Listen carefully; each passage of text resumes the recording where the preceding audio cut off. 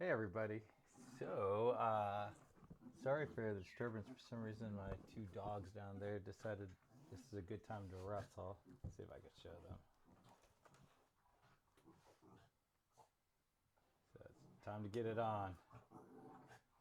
I have a German Shepherd and a Jack Russell. But yeah, so we will be treated to some noises on the side during this.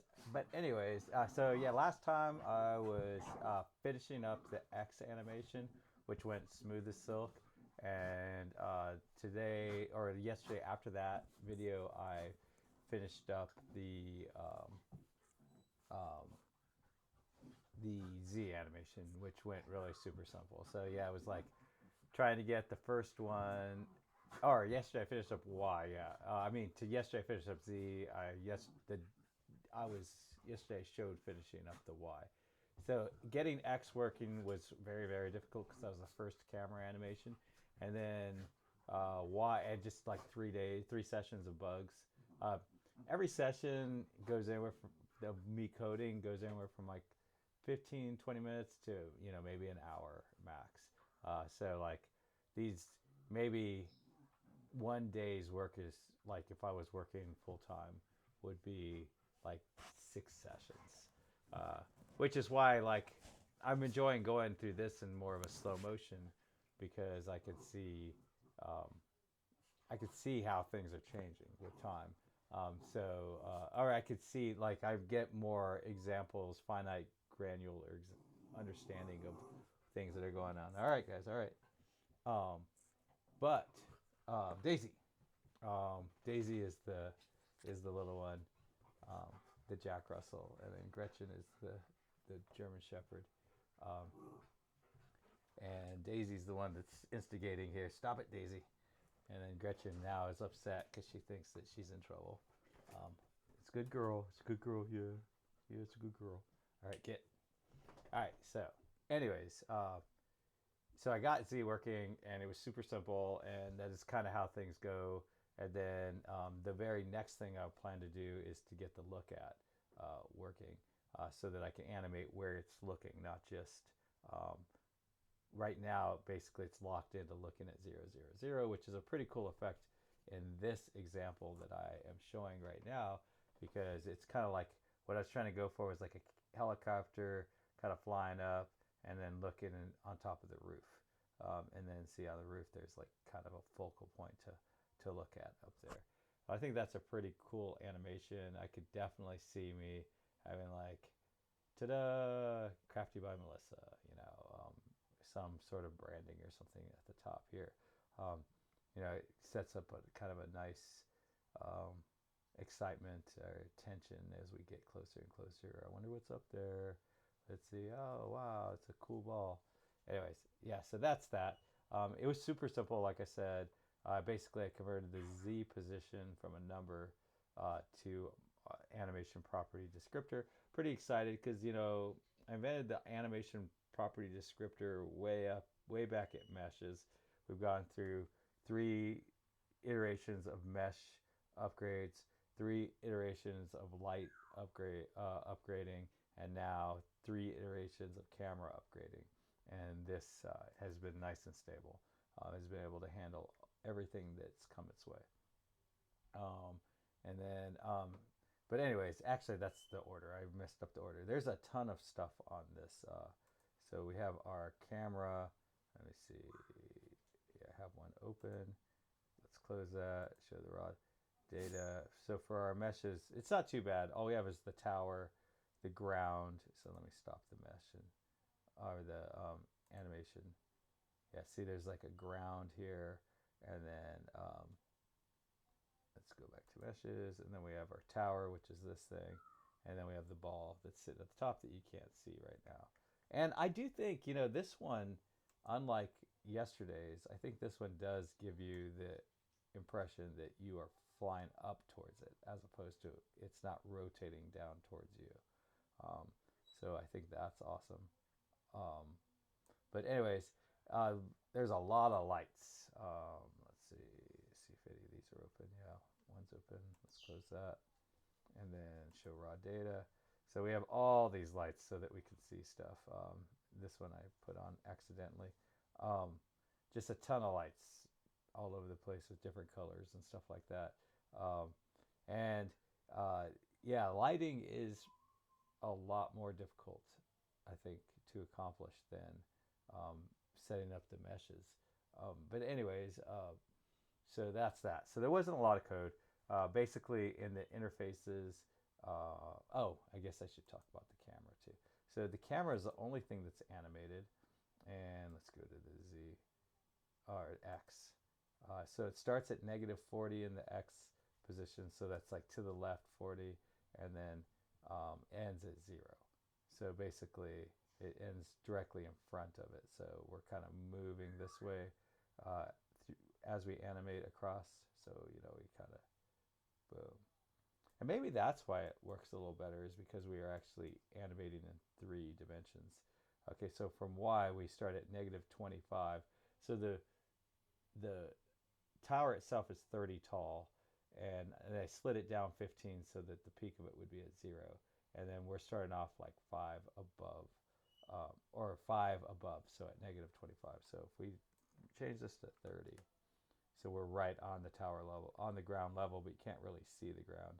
If I made the ground like and let's see, edit for, if I expanded that, and let's say we made it like a basic instead, and then we change. It's fun because sometimes you work on stuff and it's like, okay, so, and then maybe we need to move the camera up to 29. So now it's kind of um, like it's grass. So maybe that's better, like, let's see. But yeah, it kind of looks more like a grass. And I think that is 100 by 100, that mesh. Let's see. Yeah, so let's make it 1,000 by 1,000, so it takes the whole screen up. Oh, maybe that's why it looked like it was rotating, because it does more look like the whole thing's rotating towards me, I think, now. Maybe it's because there's nothing to break up the ground. Let's see, I changed it back to 100 by 100. But anyways, yeah, so that's how that, so anyways, yeah, let me go back to the animation property descriptor. So all we're moving up is all I added was a Z. And so now let's move to the service. Let's see, what did I do here? This looks like there's a lot. Oh yeah, so when I create my orthographic camera, I changed it from a number to all the properties in the class that were in the interface that was described. Same with the camera item. So basically they always start at 5. Um, basically the camera always starts 5 in front of the origin. And then when we set up the camera, and this is typically something that would have been done for meshes and for lights in here in the actual components, but since we created the camera and the service, it's done here. So basically these are your basic changes.